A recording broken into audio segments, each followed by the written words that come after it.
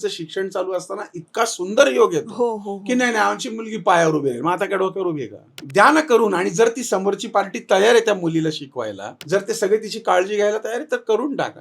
मग त्या इगो पायी काय होतं, मग ते लग्नच होत नाही. मग चांगलं एकदा स्थळ गेलं ना की मग पुन्हा स्थळ करायची वेळ येते. हीच गोष्ट संतती बघ. सासवा फार विचित्र वागत होत्या आणि छळ करत होत्या, नंडा छळ करत होत्या. पण मी आताचा सासवांचा पिरियड बघतोय, आताच्या या सासवा खूप प्रेमळ आहेत. हो. ह्या एकमेकींना सांभाळून घेतात, सुना पण एकमेकींना म्हणजे मला वाटतं की काळानुरूप याच्यामध्ये स्टेप बाय स्टेप बदल सुद्धा होत आहेत ना, याच्यातला भाग नाही. जसं तू म्हणले की काउन्सिलिंग गरजेचं आहे, तसं सेल्फ काउन्सिलिंग पण गरजेचं आहे या सगळ्यामध्ये. म्हणजे लग्न होणं यासाठी पालकांनी स्वतःचं काउन्सिलिंग करून मुलांच्या लग्नाची मानसिक तयारी करावी. कुठे ना कुठेतरी मागं पुढं ते व्हावं. लग्नानंतर मुलांच्या संसारात लक्ष देऊ नये. मग मुलाच्याही आई वडिलांनी देऊ नये आणि मुलीच्याही आई वडिलांनी देऊ नये. लग्न जुळवायचं म्हटल्यानंतर तुमच्याकडे जेव्हा येते या पत्रिकेमध्ये नेमकं काय बघितलं पाहिजे? बघा, मी पुन्हा सांगतो, पत्रिकेमध्ये राशी गुणधर्म साम्य असणं गरजेचं आहे. म्हणजे जसं उदाहरण दिलं, एकाला एसी लागतो एकाला नाही लागत असं नको. दोघंही त्या तत्वाचे असतील तर उदाहरणार्थ समजा वृश्चिक आहे समजा रास, तर ते चिडचिड आहे, हट्टी आहे, तर त्याला सांभाळून घेणारी रास.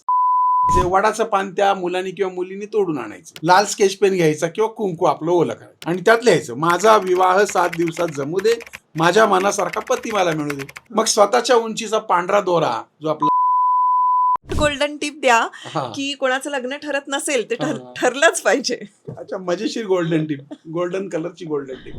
नमस्कार मंडळी, मी स्मिता शेवाळे. 4ची कॉफी स्मिता बरोबर या इन्फॉर्मेटिव्ह गप्पा सत्रमध्ये पुन्हा एकदा सगळ्यांचं अगदी मनापासून स्वागत आहे. आजचा विषय मला असं वाटतंय खूप इंटरेस्टिंग आहे. प्रत्येक पालकांना कनेक्ट होणारा विषय आहे. कारण काय होतं, मुलांची आपण शिक्षण करतो, त्यांचं करिअर व्हावं म्हणून आपण खूप प्रयत्न करत असतो आणि ते करत असताना ना थोडंसं लग्नासाठी उशीर व्हायला लागतो आणि मग आणखीन एक चिंता तुमच्या मनामध्ये येते, ती म्हणजे आता मुलांची लग्न कधी होणार. आजकाल मुलींची लग्न एवढी उशिरा का होत आहेत? मग जर उशिरा होत असतील, जुळत नसतील, तर त्यासाठी काही उपाय आहेत का, हे आपण खुद्द आनंद पिंपळकर सरांकडून जाणून घेणार आहोत. कारण ते इतके सुंदर सोपे उपाय सांगणार आणि त्याला शास्त्रीय असा एक दृष्टिकोन सुद्धा देतात. त्यामुळे मला असं वाटतं की हा पॉडकास्ट प्रत्येकाला कनेक्ट होणार आहे, तेव्हा शेवटपर्यंत बघत राहा. नमस्कार आनंद सर. नमस्कार. ओम साईराम. ओम साईराम. पुन्हा एकदा स्टुडिओमध्ये खूप खूप स्वागत. आजचा विषय जो आहे तो मला असं वाटतं तुम्ही तुमच्या चॅनलवर या विषयाबद्दल बोलला होता तुम्ही, आणि तिथेही आणखीन कमेंटमध्ये बरेचसे प्रश्न आले होते. तर मला असं वाटतं की आपण इथे आता त्या प्रश्नांची उत्तरं देऊया आणि सुरुवात करूया की आजकाल करिअर, शिक्षण याला महत्त्व देतो आपण, ते द्यायलाही हवं. पण या सगळ्या नादात काय होतं की वय ओलांडून जातं आणि मग त्यानंतर लग्न ठरत नाहीयेत मुलींची. पण त्यासाठी काय केलं पाहिजे आणि तुमचं काय म्हणणं आहे याच्यावर? कारण तुमच्याकडे खूप असे क्लायंट्स येत असतील की तेच जास्ती क्लायंट लग्नच होत नाही. करेक्ट. तर त्यावेळेला तुम्ही काय ऑब्झर्व केलं? मी तर नेहमी सांगतो की मी जेव्हा पत्रिका बघतो तेव्हा फक्त मी पत्रिका हाच विचार करत नाही, मी थोडासा सायकोलॉजीचा पण विचार करतो, सामाजिक परिस्थितीचा, बदललेल्या काळाचा, आणि यातनं बऱ्याच गोष्टींची उत्तरं मिळतात. आणि बऱ्याच उत्तरांमध्ये एक गोष्ट अशी कॉमन कळते की माणसांचे स्वभावच बदललेत आता. म्हणजे माणसांच्या स्वभावामुळेच प्रॉब्लेम होतो. आमच्या आनंदी वासूचं वाक्य मी मागेही बोललो, your nature is your future. हा नियम इथे पण लागू पडतो. ठीक आहे की सगळ्यात पहिल्यांदा करिअरच्या नादामध्ये एकतर आता मुली खूप शिकलेल्या आहेत. मुळात मुली या जात्याच हुशार असतात आणि त्या मुलांपेक्षा जास्ती शिकल्यात, त्या पटकन नोकरी लागल्यात, त्यांना चांगले पगार मिळत आहेत. आणि मग ते त्यांच्या लेवलचं बघण्याचं जे सुरुवात होते, तर ते त्यांना त्याच्यापेक्षा मोठ्या लेवलचा हवा असतं. माझा 1.5 लाख पगार आहे तर मुलाचा कमीत कमी 170 तरी असावा. आणि तिथं सगळं बारगळायला चालू होतं. दुसरी अट असते ती म्हणजे जातीपातीची अट. कारण ते तर फार पूर्वापार चाललंय की याच आमच्याच जातीत पाहिजे. त्याच्यात पण मग कुळं असतात, 96 कुळं हे आहे, प्रत्येक जात उपजात. तर त्याच्यामध्ये तशा प्रकारचं मिळत नाही. मग ते पाहण्यामध्ये खूप सारा वेळ जातोय. सगळं झाल्यानंतर बऱ्याचदा पालकांचं असं म्हणणं असतं की लग्न करायचं मुलीचं आमच्या किंवा मुलाचं लग्न करायचं. आता हा प्रॉब्लेम मुलांना फार येत नाही, मुलींकडे फार येतो. पण कधी कधी आहे ना, मला असं वाटतं की त्या मुलीच्या बापालाच वाटत नाही की आपल्या मुलीचं लग्न व्हावं. प्रेमापायी असेल कदाचित त्या मुलीचा, कारण ती जाणार आहे सोडून ना. कदाचित ते जसं जावई हा पत्रिकेतला 10वा ग्रह, दशम ग्रह मानला गेलाय, म्हणजे जावं ह्या दशमग्र म्हणजे एक म्हणण्याची पद्धत आहे, पिडणारा दशमग्र असं काय नाही. एक उदाहरण सांगतो गंमत म्हणून. तर त्याला असं वाटतच नाही की आपली मुलगी जावी म्हणून आपल्यापासून. तर या मोहातनं पण त्यानं बाहेर जायला पाहिजे की बाबा हे कधी ना कधीतरी तिचं लग्न करून द्यायचंच आहे, ती जाईल, ही भावना मनात ठेवली पाहिजे. तिसरी गोष्ट अशी असते की बरेच पालक हे स्वार्थी झालेत असं माझं म्हणणं आहे. काय सांगतो? स्वार्थी झाले. पगार येतोय, पगार बंद होईल. आता हे थोडंसं माझं बोलणं टोचणार जरूर वाटेल. मी म्हणत नाही की सगळेच तसे आहेत, लक्षात घ्या. मी म्हणत नाही की सगळेच मायेला हे आहेत. मी हे सगळ्यांना नियम नाही बरं का, तुम्ही लगेच चालू व्हाल खाली कमेंटमध्ये. काही म्हणतोय मी, काही की त्यांना त्या पगारांची अपेक्षा असते.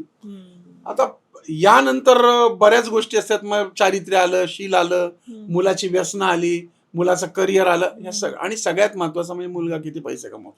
हो.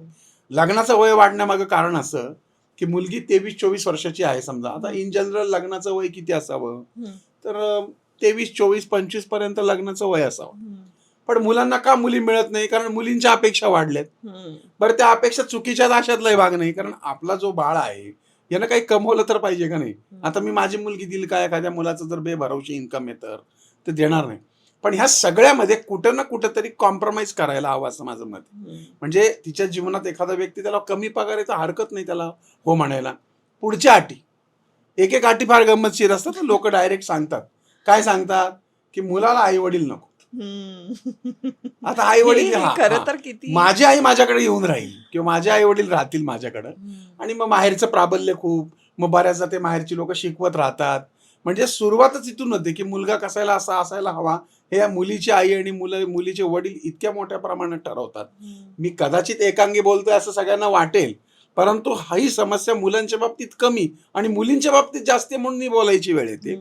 त्यामुळे कुठं ना कुठेतरी काही निर्णय हे थोडेसे नीट विचार करून घेतले तर मुलींचे लग्न होतील.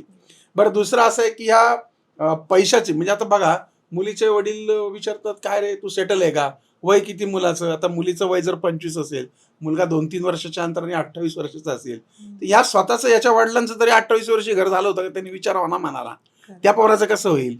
उलट तुमच्या वयामध्ये 28 वर्षी तुम्ही सायकल घेऊनच हिंडत होता, हा कमीत कमी कार तरी घेऊन ये ना. कुठेतरी प्रगती करेल ना. माझं असं म्हणणं आहे की मुलगा पाहताना तो होतकरू बघा. तो लगेचच काय करोडपती होईल की तो त्याच्या ताकदीने नाही, तर मग करोडपती घरात मुलगी द्या. मग त्या घरामध्ये आपण बघतो की काय काय प्रकरणं होतात. म्हणजे थोडक्यात काय, कुठं ना कुठं तरी कॉम्प्रोमाइज मुलींनी करायला हवं. मुलांनी देखील स्वतःची प्रगती करायला हवी. नाहीतर काहीच होत नाही म्हणून मुलं पण हातबल झाली, ती काही करत नाहीत आणि त्यामुळे या सगळ्या गोष्टी होतात. आता याच्यावरती पुढचा, आता हा झाला सोशल, म्हणजे प्रत्येक पालकाने आपल्या मनाला विचारावं की आपण कुठं चुकतोय. दुसरा प्रॉब्लेम काय सांगतो तुम्हाला, पत्रिकेच्या मागे लपायचं. पत्रिका जमत नाही. या पत्रिकेने तर इतका जीव काढलाय लोकांचा, तुम्हाला सांगतो की बाल की खाल काढतात. अहो इतकं बारीक बघतात. आपल्या मराठीत एक म्हण आहे की बारीक बघितलं तर अक्काबाईंना पण मिशा दिसतात. एवढं जर त्या पत्रिकेत तुम्ही बारीक बघत बसला तर अशा 10,000 पत्रिका सुद्धा मॅच होणार नाही. बरोबर. बरं, काही मी अशाही प्रवृत्तीचे लोक बघितले की पत्रिका जमतीये पण टाळायचंय म्हणून पत्रिकेचं कारण सांगायचंय. आणि मी असेही बघितलेत की पत्रिका जमत नाहीये पण मुलगा मुलगी एकमेकांना पसंत करतात, आवडलाय, गेली पत्रिका तिकडे उडत करून मोकळे होते. म्हणजे पालक कधी कधी काही पालक पत्रिकेच्या नावाखाली लपून लग्न मोडायला कारणीभूत होतात. काही पालक इतकी बालकी खाल काढतात की त्या मुलीला म्हणजे मी आता काही लोकांना हात जोडतो की बाबा मला पाठवू नका. 40-40, 50-50 पत्रिका पाठवतात ते कुठं. आणि इतकं बारीक बघितलं तर कसं होणार. हे बारीक बघणं सुद्धा सोडलं पाहिजे. पत्रिकेवरती पूर्वीच्या काळात विश्वास का ठेवला जायचा, कारण त्यावेळेस डायरेक्ट मुलीशी भेट नाही व्हायची, त्यामुळे त्या तशा प्रकारच्या रचना होत्या. नाडी का बघायची पत्रिकेमध्ये, कारण नाडी याकरता बघायची की मुलं बाळ होत नाहीत, एक नाडी एक चरण असेल. आता काळ बदललाय ना, आता टेस्ट करा ना तुम्ही सरळ म्हणजे मुला मुलीची जर का शारीरिक टेस्ट करून घेतली, त्याचे जर रिपोर्ट आले तर ती नाडीच आहे ना एक प्रकार. वर्ण बघायचे पूर्वी की बाबा हा क्षत्रिय आहे, हा क्षुद्र आहे, याच्यावरून त्यांची प्रवृत्ती कळायची. आता तुम्ही एकमेकांना भेटू शकता ना, लग्नाच्या आधी तुम्ही भेटा, 2-3 महिने एकमेकांशी गप्पा मारा, एकमेकांचा विचार करा, तुम्हाला आपोआपच त्याचा वर्ण म्हणजे जात नाही, वर्ण म्हणजे त्याची प्रवृत्ती कळेल. बरोबर. एक लक्षात घ्या, पत्रिकेचं मॅचिंग म्हणजे काय आहे, तर 2 समगुणी लोक एकत्र आणणे, समगुण सख्यम. म्हणजे एक उदाहरण सांगतो की मेष राशीचा पुरुष आहे, तर तो असतो गरम, त्याची बॉडी कायम गरम असते, तो कारण अग्नी तत्वाचा आहे. आणि त्याची पत्नी समजा तुळ राशीची, उदाहरण, ती थंड काम आहे जरा. आता याला भर थंडीत लागतो एसी, आणि तिला उन्हाळ्यात पण एसी चालत नाही. झाली का नाही भांडणं इथे चालू, की ती म्हणणार, तो म्हणणार मला एसी पाहिजे, ती म्हणणार मला फार थंडी वाजते, मग ती उठणार बाहेर जाऊन झोपणार. म्हणजे तुम्ही समजून घ्या की इथे गुणांमध्ये विभागणीकरण झालं आणि त्याच्यातून मग कटकटी निर्माण झाली. ठीक आहे. पण तीच जर तुळेची म्हटली की जाऊ दे मोर दे, हे असंच आहे, मी डोक्यावर 2 गोधड्या घेऊन झोपते, पांघरुण घेऊन झोपते, तर ते चालतंयच की. म्हणजे तुमचा राशी बघण्याचं काम हेच होतं, स्वभावामधली जी विभागणी आहे ती नसायला पाहिजे, तुमचे गुण सख्य असायला पाहिजे. आणि जर विभागणी आहे आणि असं पदरात आलं तर ऍडजस्ट करायला पाहिजे. मी माझ्या स्वतःचा विवाह अशा स्त्रीशी केला आहे की जिची माझी पत्रिका जमत नाही. चला, मुलं झाली, सगळं झालं, काही प्रॉब्लेम नाही. त्यामुळे मी 68 पुस्तकं लिहिली वेगवेगळ्या विषयावर, पण मी गुणमेलनावर पुस्तक लिहिलं नाही. कारण एकच, ते म्हणजे तुमचा संसार सुरू करणं, तो चालू ठेवणं आणि शेवटपर्यंत निभावणं, हे फक्त आणि फक्त तुमच्या दोघांवरच अवलंबून असतं. ग्रहांचा त्याच्यामध्ये नाही असू शकतो, पण स्वभाव पण बदलायला पाहिजे ना. म्हणजे वृश्चिकेची ज्येष्ठ नक्षत्राचं जर पुरुष किंवा स्त्री असेल तर ती प्रचंड एकेकोर असते. पण मग असं होतं ना, बऱ्याच असं होतं ना की आपण ग्रह म्हणतो, स्वभाव म्हणतो, एकाला जुळवून घ्यायचं असतं, समोरच्या व्यक्तीला नसतं. हे बघा, हे माझा, मी अगदी तेच म्हणतोय. मला काय म्हणायचंय की हा नियम प्रत्येकाला लागू होत नाही. यासाठी त्या दोन्ही ताकदी तेवढ्याच ताकदीने उतरल्या पाहिजे, तरच ते होणार आहे. म्हणून आपण हे एकासाठी नाही बोलत, हे लक्षात घ्या. म्हणजे ज्यावेळेस तुमची पत्रिका जमत नाही आणि एक फारच उग्र आहे, वृश्चिक राशीची स्त्री आहे समजा, ती प्रचंड डॉमिनेटिंग आहे समजा, आणि ते एकदम गरीब आहे, तर मग अशा वेळेस काय होतं, भांडणं तणणं, इगो इश्यूज, तुझे आई वडील, माझे आई वडील हे बोलले, ते बोलले होतं. हे जर का दुर्लक्षच केलं ना सगळ्यांनी आणि फक्त त्या दोघांनी एकमेकांचा विचार केला ना, तर भांडणं होत नाही. म्हणून मी पुन्हा सांगतो की दोघांची तेवढी पात्रता पाहिजे की ती चिडली तरी यानं शांत राहायला पाहिजे आणि हा चिडला तरी तिने शांत. पण तुम्हाला असं वाटत नाही का, ह्यासाठी हे जे शिक्षण आहे, स्वभाव बदलण्यासाठी आजकाल एक म्युच्युअल एक एज्युकेशन आहे, ज्याला आपण काउन्सिलिंग म्हणू शकतो, मॅरेज काउन्सिलिंग, हे किती मस्ट आहे आता की हा आम्ही त्यावेळेस पत्रिकेच्या माध्यमातून बघा म्हणायचो की स्वभाव बघा, नाही तर एक आळशी आणि एक कर्तृत्वाने कसं जमणार हो, एका महिन्यात 2 तलवारी कशा. म्हणून मग तुम्ही आधी भेटा ना त्याला, तुम्ही त्याचा स्वभाव जाणून घ्या. पण जर का आपल्याला लग्न जुळवायचं म्हटल्यानंतर तुमच्याकडे जेव्हा येते, या पत्रिकेमध्ये नेमकं काय बघितलं पाहिजे? बघा, मी पुन्हा सांगतो, पत्रिकेमध्ये राशी गुणधर्म साम्य असणं गरजेचं आहे. म्हणजे जसं उदाहरण दिलं, एकाला एसी लागतो, एकाला नाही लागत, असं नको. दोघंही त्या तत्वाचे असतील तर उदाहरणार्थ समजा वृश्चिक आहे समजा रास, तर ते चिडचिड आहे, हट्टी आहे, तर त्याला सांभाळून घेणारी रास, त्याला सांभाळून समगुणी असणारी, त्याला म्हणजे नाही का, हा काय चिडतो यार, मला फार आवडतो, कसला राकीट आहे ना, कसला राकीट आहे, कसला राकट, अशा पद्धतीची असतात ना मुली. मग अशा पद्धतीचं मॅचिंग हे त्या पत्रिकेतल्या स्वभावामुळे कळतं. परंतु काही राशी या राशीनं जात नाही. तर मेष रास असेल तर कन्या राशी मृत्यू षडाष्टकात जात, जसं वृषभ असेल तर धनु, अशा वेगवेगळ्या राशींचं त्यांनी सांगितले की ते अजिबातच गुण जमत नाही. मग अशा वेळेस आम्ही ते टाळतो. पण या ठिकाणी जर लव्ह मॅरेज असेल तर बऱ्याचदा माझ्या असं पाहण्यात आलं की लव्ह मॅरेजला पत्रिकेला मृत्यू षडाष्टक येतो, त्या जमतच नाही पत्रिका. पण दोघं म्हणजे अगदी असे असतात की बाई, म्हणजे मी जगू शकत नाही, तू जगू शकत नाही.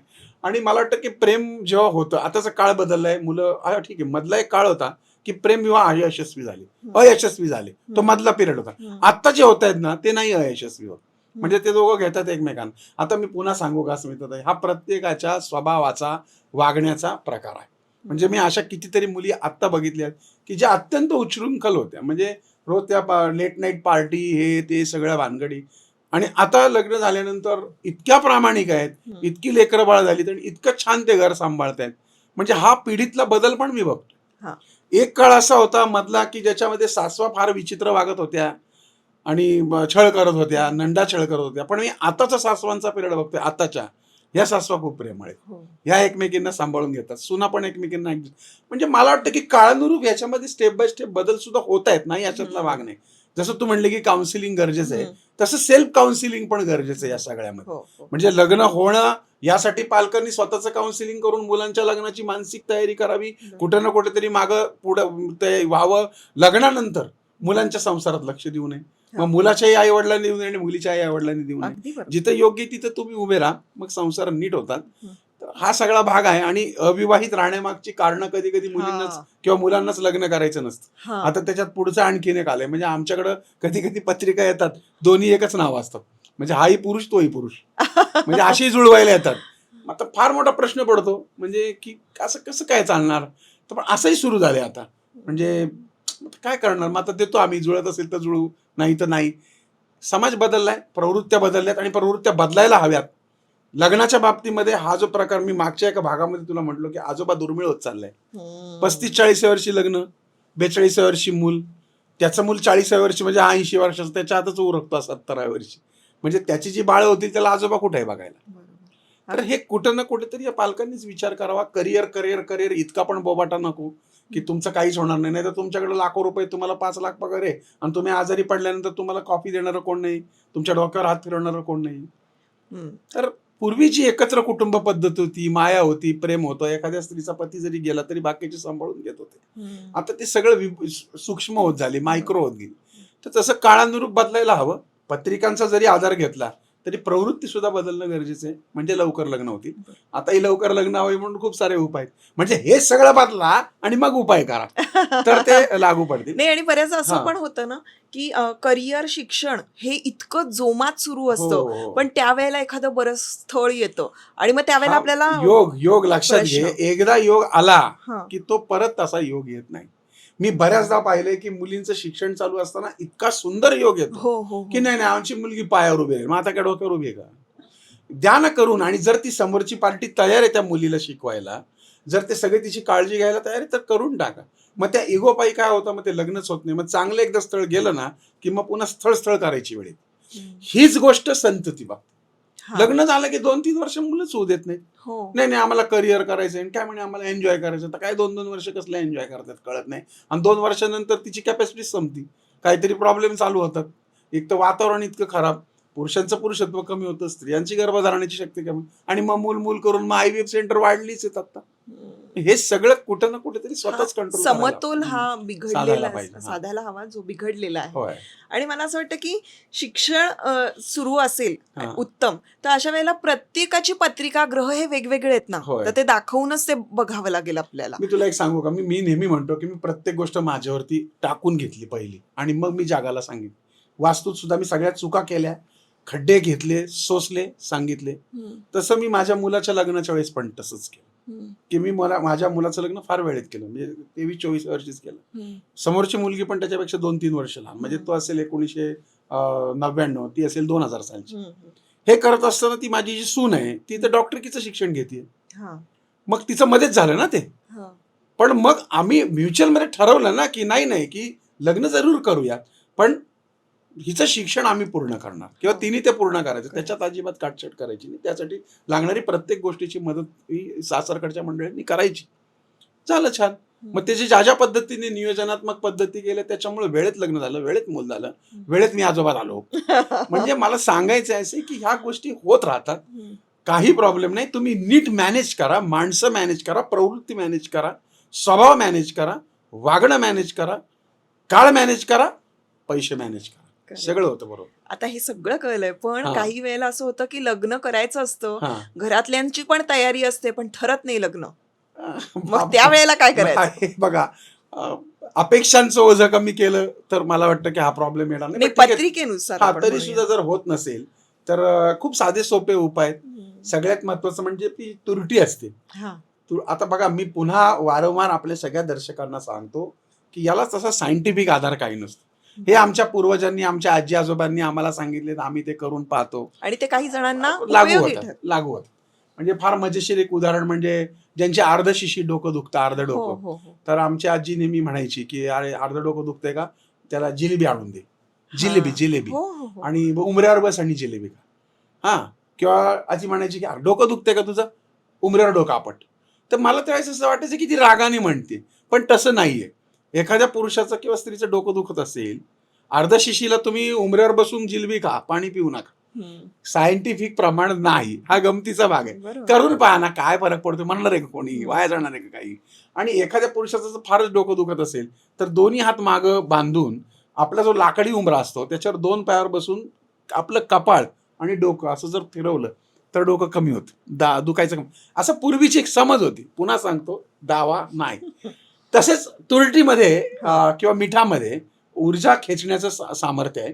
आणि म्हणून तुरटी जी असते की एवढ्या एवढ्या खडा, ज्या स्त्रीचा किंवा पुरुषाचा विवाह होत नाही त्याच्यावरनं 7 वेळा ती उतरवतात आणि बाहेरच्या कचरा कुंडीत नेऊन टाकतात. बरं. असं 3 शनिवारी करायचं. बरं. मग 4थ्या शनिवारी काय करायचं, वडाचं पान त्या मुलांनी किंवा मुलींनी तोडून आणायचं. लाल स्केच पेन घ्यायचा किंवा कुंकू आपलं ओलं करायचं आणि त्यात लिहायचं, माझा विवाह 7 दिवसात जमू दे, माझ्या मनासारखा पती मला मिळू दे. मग स्वतःच्या उंचीचा पांढरा दोरा, जो आपला दोरा बंडल, पुडीचा दोरा, तो स्वतःच्या उंचीचा मोजायचा, तो त्या पानाला गुंडाळायचा आणि ते पान पाण्यात सोडायचं, नदीत, विहिरीत किंवा कुठेही पाण्यात सोडून द्यायचं. छान उपाय. किंवा 108 बेसनाचे छोटे छोटे लाडू करायचे. 108 लाडू बेसनाचे, बेसन लाडू. आणि आपली जी बास टोकरी असते, म्हणजे पूर्वीच्या खाली टोपली असायची, चपाती भाजी ठेवण्यासाठी टोपली असायची, बास टोपली. त्या टोपलीमध्ये पिवळं कापड ठेवायचं, त्याच्यामध्ये हे जे काही लाडू आपण छोटे छोटे बनवले ते ठेवायचे. ते शंकराच्या मंदिरात जायचे बुधवारच्या दिवशी. शंकराचा वार सोमवार आहे, पण इथे आपल्याला बुधवारी जायचं. ते त्या शंकरापुढे नैवेद्य दाखवायचा, हात जोडायचा, माझा विवाह पटकन जमू दे अशी प्रार्थना करायची. त्यातले काही तिथे ठेवायचे, काही वाटायचे. तुम्ही बाकीचे आणून वाटले तरी चालतील, पण ते संपून टाकायचे, ते घरी आणायचे नाहीत परत. हा एक उपाय. आणि सगळ्यात छान उपाय म्हणजे तिरुपती बालाजी जे आहे ना आपलं, त्याच्या खाली एक श्रीनिवासा मंगपुरम नावाचं गाव आहे, श्रीनिवासा मंगपट्टणम. तिथे बालाजी भगवंताचा विवाह झाला होता असं म्हणतात. तर तिथे जाऊन तुम्ही जर नवस बोललात, मग ते आई वडील जाऊन पण बोलू शकते, किंवा माझ्या मुलीचा विवाह होऊ दे, मग मी सोन्याची मुंडाळी वाहीन, चांदीची वाहीन, काय तुम्हाला जे अपेक्षित आहे ते बोला. त्याचा खूप चांगला अनुभव. आणि मी स्वतः पण त्याचा अनुभव घेतलाय की मध्ये मी बालाजी जात होतो, सहज माझी मिसेस म्हटली की माझ्या मुलाचं लग्न जमू दे, आणि खरोखरीच अगदी मनी ध्यानी नसताना ते लग्न जमून आलं. आणि मी असंख्य लोकांवरती प्रॅक्टिस करताना जेव्हा हा उपाय सांगतो, जाऊन येतात त्यांना 6 महिने ते वर्षाच्यात लग्न होता असा अनुभव आहे. श्रद्धावान लभते फलम. पुन्हा सांगतो, दावा नाही, करून पहा, अनुभव येईल. नाही आला तर काय फार मोठं नुकसान नाही, देवधर्म होईल. अगदी बरोबर, करून बघायला काही हरकत नाही. पण तुम्ही आता हे जे उपाय तुमच्या क्लायंट्सला जेव्हा सांगता आणि ते जेव्हा ते करतात आणि त्याचे रिझल्ट त्यांना मिळतात, 100% मिळतात, तर त्यावेळेला तुम्हाला असं वाटतं का की हे कुठेतरी सायंटिफिकली पण नाही ना. आता बघा, नाही ना, काही गोष्टी नाही ना सिद्ध होऊ शकत. तुम्ही आता मला मगाशी कॉफी दिली, त्या कॉफीमध्ये साखर होती, तुम्ही म्हणाल काढून दाखवा, तर कुठनं काढून दाखवा? नाही असं नाही ना. म्हणून म्हणजे ती आहे ना पण नाहीये. दुधात दही आहे ना पण नाहीये ना, मला नाही ना सिद्ध करता येत. म्हणजे काही गोष्टी या विज्ञानाच्या परे आहेत. करोडो रुपये खर्च केल्यानंतर, ऑपरेशन केल्यानंतर सुद्धा डॉक्टर म्हणतो आपसा भगवान के हात में. किंवा एखादा माणूस जो सगळ्या जगाच्या हार्टचे ऑपरेशन करतो, तो स्वतः हार्ट अटॅकने मरतो. म्हणजे हे नाही ना, काही गोष्टींची उत्तर नाही. बरीच लोक अशी म्हणतात की या ज्योतिषांना भविष्य कळतं, तर यांचं स्वतःच कळतं का? हा पण मुद्दा आहे. ज्योतिषाला भविष्य कळतच नाही, ज्योतिषाला योग कळतात. लक्षात घ्या, ज्योतिषी म्हणजे काय, डोळे बंद केल्यावर त्याला भविष्य कळतं? काय वेडेपण आहे. आणि ज्योतिषाकडे तुम्ही देव म्हणून का वागता? डॉक्टर म्हणून बघा ना, मार्गदर्शक. हा, जसा डॉक्टर रिपोर्ट पाहतो, म्हणतो डायबिटीस हे औषध घ्या, तसा ज्योतिषी रिपोर्ट पाहतो, ग्रह पाहतो, तुम्हाला उपाय देतो. काही डॉक्टरांचं लागू पडतं का? म्हणून याचा अर्थ डॉक्टरलाच हार्ट अटॅक येणार नाही असं नाही ना, बरं का नाही? त्याच्या पण पत्रिकेमध्ये योग असतातच किती. म्हणून कोणताही ज्योतिषी हा योग सांगतो, धनाचा योग सांगतो, किती ते नाही सांगत. म्हणजे बाबा आज स्मिता शेवाळ्यांच्या पत्रिकेमध्ये धनाचा योग आहे, स्मिता शेवाळ्यांना वाटतं 100 कोटी, नाही, तिच्या कर्माप्रमाणे. कारण स्मिता शेवाळे जेव्हा जन्माला आली त्याच वेळेस असंख्य बाळं जन्माला आली आहेत, सगळ्यांची पत्रिका सेम आहे, पण सगळ्यांचं कर्म भिन्न आहे. एखादा अंबानीच्या घरात जन्माला आले, त्याच वेळेला एखादा झोपडीत जन्माला आले. दोघांचे ग्रह योग, पैसे मिळण्याचे योग सारखे, पण अंबानीला अब्जात मिळतात, याला हजारात मिळतात. अंबानीचं लग्न तिकडे त्यांनी तशी होतं, याचं की तशी होतं, पण होतं. हे योग सांगण्याची प्रक्रिया ही ज्योतिषामध्ये.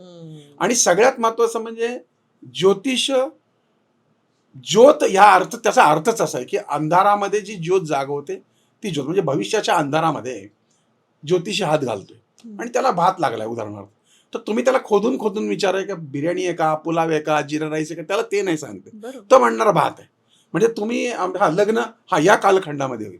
अहो तुम्ही जर केलंच नाही तर कसं होईल? नाही आम्हाला करायचंच नाहीये लग्न, तर कसं होणार? पण जेव्हा ते योग असतात, येतात ना योग, तेव्हा तुमच्याकडे इन्क्वायरी होतात, लोक येतात, लग्नाची तयारीपर्यंत जातं, पण आडमुठेपणामुळे नाही म्हटल्यामुळे तेच जातात. माणसाच्या आयुष्यामध्ये शास्त्र असं सांगतं की प्रत्येक गोष्ट 3 वेळा येते. म्हणजे विवाहाचे योग तुमच्याकडे 3 वेळा येतात, मृत्यूचे योग तुमच्या जीवनात 3 वेळा येतात, प्रचंड मोठं धन मिळण्याचे योग सुद्धा 3 वेळा येतात, भिकारी होण्याचे योग पण 3 वेळा येतात, अपघात होण्याचे पण योग 3 वेळा येतात. काही लोक रस्त्यावर अपघात येतात, काही लोक बाथरूम मध्ये घसरून पडतात. अपघात या शब्दाची व्याप्ती तुम्ही घेऊ नका. हे योग फक्त ज्योतिषी सांगतात. त्यामुळं हा मुद्दा नाही की ज्योतिषाला भविष्य कळतं त्याचं का वाईट होतं. अहो त्याचं काय, तो कोण लागून गेला, त्याला काय डोळे बंद केलं काही दिसत नाही. त्यालाही कळतं की नुकसान होणार, तेव्हा त्यांनी सावध राहायचं आणि काळजी घ्यायची. म्हणजे आता उदाहरण एखाद्याच्या पत्रिकेत दिलंय की अरे अरे याला ना रवी केतू युती आहे बरं का, तर याला ना हार्ट अटॅक येणार आहे आणि हा कालखंडात येणार, कारण केतूची महादशा चालू आहे. आता तो जर आचरबचर खात बसला, वजन वाढवत बसला, तर ट्रायग्लिसराईड बॉडीमध्ये कोलेस्ट्रॉल वाढलं, अटॅक येणं साहजिक आहे ना. जर सांगितले काळजी घेतं, घ्यायची काळजी, करायचं वजन कमी. ज्योतिष तुमचं टाळत नाही, पाऊस तुमचा थांबवत नाही, पण छत्री मात्र तो तुम्हाला देतो, तुम्हाला भिजू देत नाही. पावसाला तो काही करू शकत नाही.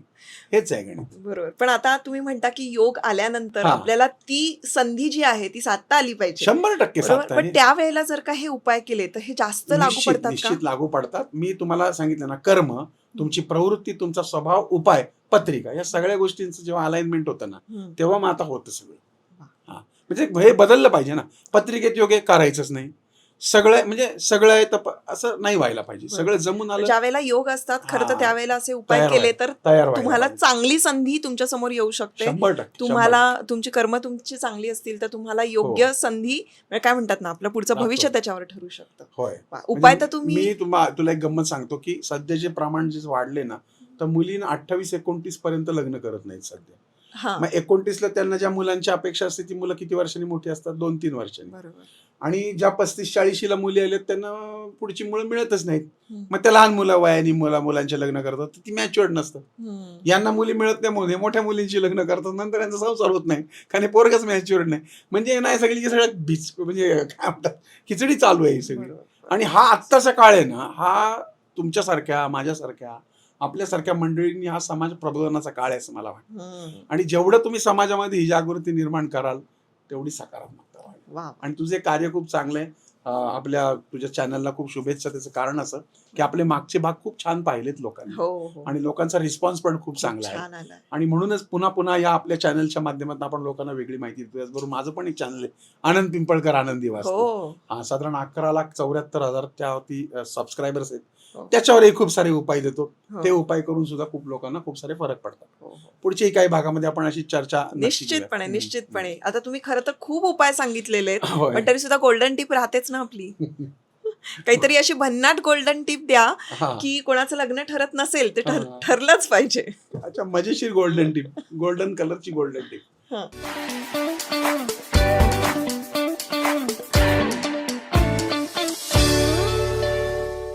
एखाद्या लग्नाला जा, तुमच्या मित्रमैत्रिणीचं लग्न आहे आणि त्या लग्नामध्ये त्या मुलाला आणि मुलीला लावलेली हळद पडते बघा खाली ओली, ती हळद गोळा करून घरी आणा आणि ती गुरुवारच्या दिवशी स्वतःच्या अंगाला लावून आंघोळ करा. म्हणजे ज्याचं लग्न होत नाही त्यानं. किंवा लग्नाच्या वेळेस ज्या अक्षता पडतात, अक्षता पडल्यानंतर ते थोड्याशा रुमालात बांधून घेऊन या आणि त्या मग तुम्ही स्वतःच्या अंगावरती देवासमोर उभा राहून टाकून घ्या. हा एक प्रयोग करा. पारंपरिक होतच असं नाही, करून बघायला काय हरकत. माझी आजी सुद्धा सांगायची. त्यामुळे अतिशय मजेशीर आणि सोपे उपाय आहेत, मला असं वाटतं करायला काहीच हरकत नाही. आणि तुम्ही इतकं सुंदर सगळं सांगितलं. मुळात तुमचे अनुभव आहेत या बाबतीतले, कारण तुमच्याकडे इतके क्लायंट्स येतात आणि वेगवेगळ्या प्रकारच्या पत्रिका तुमच्या समोर येतात, आणि त्यामुळे तुम्हाला हा विषय खूप, मला असं वाटतं, सखोल सांगता आला.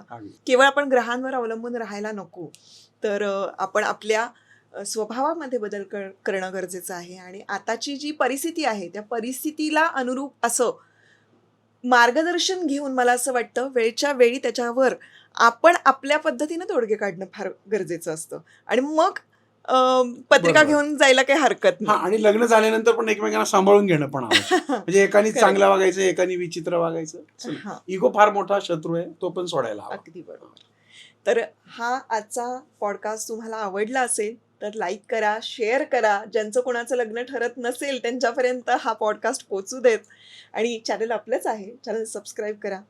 मनापासून धन्यवाद आमच्या स्टुडिओत आल्याबद्दल. साईराम. आणि मला वाटतं स्मिताताई, आपण एक घटस्फोटावर पण एक भाग घेऊया. बरं. आणि ते जे मुलांचे हाल होतात त्याच्यावर पण एक भाग घेऊयात. हे समाज प्रबोधन गरजेचं आहे. बरं. असा जर पॉडकास्ट तुम्हाला हवा असेल तर प्लीज कमेंटमध्ये आम्हाला सांगा. तुमच्या रिक्वेस्ट आल्या तर मी सरांना निश्चितपणे इथे बोलवणार आहे. रामकृष्ण. ओम.